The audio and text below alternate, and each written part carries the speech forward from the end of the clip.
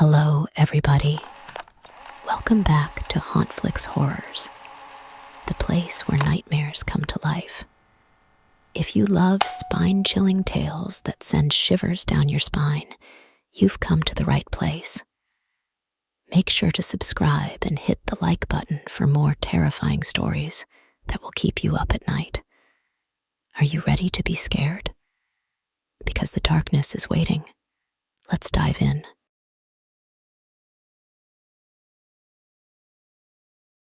It was the night of the blood moon when I finally made my escape from my violent ex-boyfriend. I had been meticulously planning my departure for months, saving up every penny I could and carefully mapping out my route. That night, when the moon cast an eerie crimson glow over everything, I knew it was time. I packed my essentials, hailed a cab to a car rental place, and fled from the shadows of St. Louis. My ex had grown increasingly malevolent, and every kind word or gesture was a facade masking deeper cruelty. His jealousy and bitterness were boundless. His every action meant to belittle and control me. It reached a breaking point when, one fateful evening, he violently attacked me.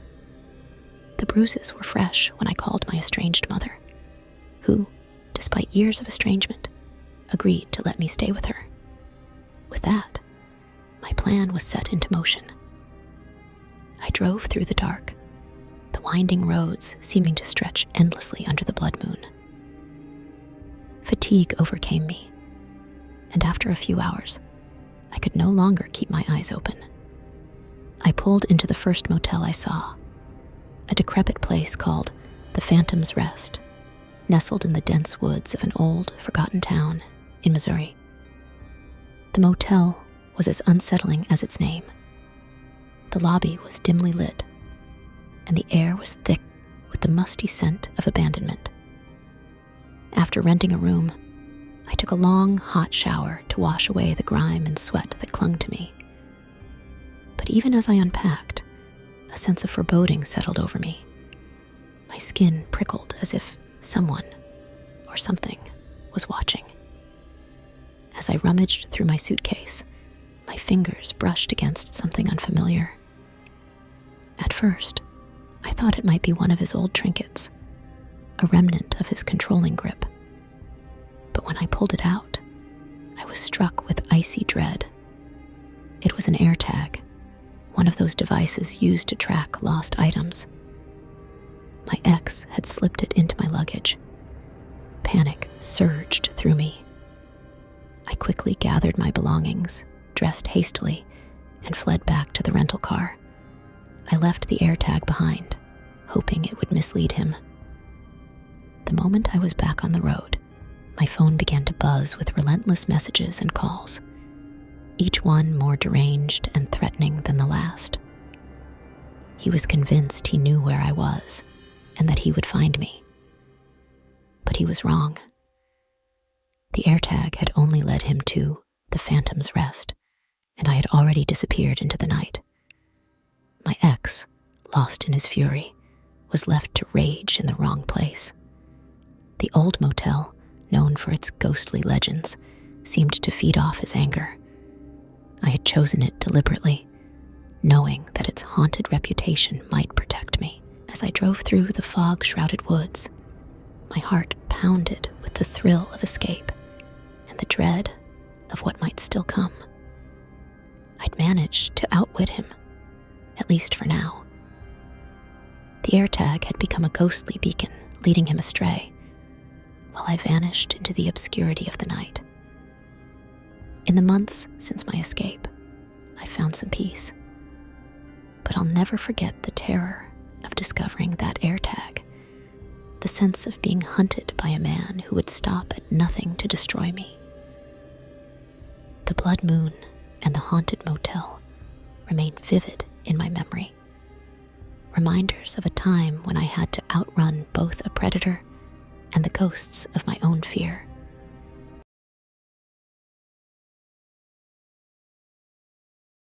I never intended to stay at the Crestwood Motel. I was just passing through a small, sleepy town on my way to a big city. But as dusk fell and rain began to pelt the windshield, my options dwindled.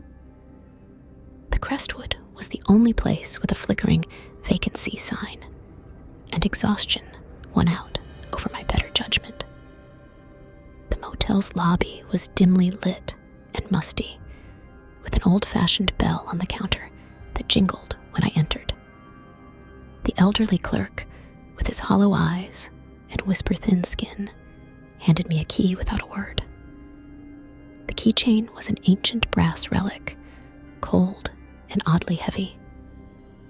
I drove my rental car to room 13, located in a dark, secluded corner of the motel. The rain intensified as I entered the room, the old door creaking loudly. The place was run down, stained carpets, peeling wallpaper, and a bed that looked as if it had seen better days decades ago. I shrugged it off. It was just one night. As I tried to unwind, I noticed a strange chill in the air, despite the room's heating system working overtime. I brushed it off as the old motel's poor insulation. I took a hot shower to warm up, and as I did, I noticed that the water came out dark, almost like it was stained with something. When I pulled back the shower curtain, I saw a ghostly, vague figure staring back at me from the fogged mirror. Except when I wiped the steam away, the figure was gone. Uneasy, I tried to watch TV to distract myself. The channels were a static mess, but one channel seemed to flicker in and out. The screen showed a view of the parking lot outside my room, but the view was from a different angle, higher up, as if from a hidden camera. I switched off the TV and decided to go to bed. I was almost asleep when I heard it, a soft, rhythmic tapping on the door. It wasn't the rain. It was a distinct, deliberate knock. My heart pounded as I got out of bed and peered through the peephole, but I saw nothing. The hallway was dark and empty. I tried to ignore the knocking, but it persisted, growing louder and more frantic. With shaking hands, I opened the door slightly, and a chilling draft rushed in. There was no one in sight. I stepped outside and looked around, but found nothing but shadows and the steady rain. Returning inside, I noticed something unsettling. The heavy brass keychain was now resting on the nightstand, but it was different. Its engraving seemed to shimmer with a faint, ghostly light. The air grew colder, and I heard whispers, soft, mournful voices, seeming to come from nowhere and everywhere at once. The room seemed to warp around me. The wallpaper began peeling more rapidly, and I could see faded, ghostly figures within the layers, faces contorted in anguish. I tried to leave, but the door wouldn't budge. It was as if the room itself was alive, holding me captive. Desperate, I grabbed my phone to call for help, but there was no signal. The room was now filled with spectral apparitions, all reaching out toward me with ghostly fingers, their faces twisted in silent screams.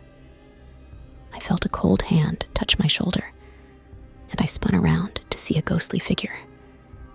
A woman in a tattered nightgown, her eyes hollow and mournful. She pointed toward the bed, and I followed her gaze. The bed's sheets were pulled back, revealing a hidden compartment. Trembling, I opened it and found a collection of old photographs and letters, evidence of countless souls who had stayed at the Crestwood, all meeting the same grisly fate. The motel was a cursed place, feeding on the fears and souls of its occupants. With a final surge of adrenaline, I forced the door open and fled into the storm. I didn't stop until I reached the nearest town, where I called for a tow and swore never to set foot in that cursed motel again. The Crestwood Motel was eventually shut down, but rumors persisted. Some say it was built on cursed land, and others claim that the spirits of those who died there still roam, forever trapped in a nightmarish loop. I still remember that night vividly, and the haunting memories of room 13, the tapping, the whispers, the ghostly figures, serve as a chilling reminder that some places are better left unexplored.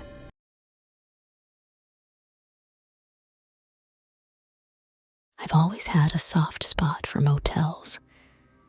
There's something about their faded neon signs and the promise of a bed after a long drive that feels like a warm embrace.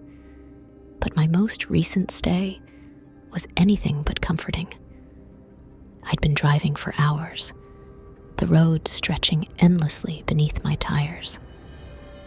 I'd passed through small towns that seemed to vanish behind me almost as soon as I'd seen them, and the sun had long dipped below the horizon, leaving me to navigate by the pale glow of my headlights.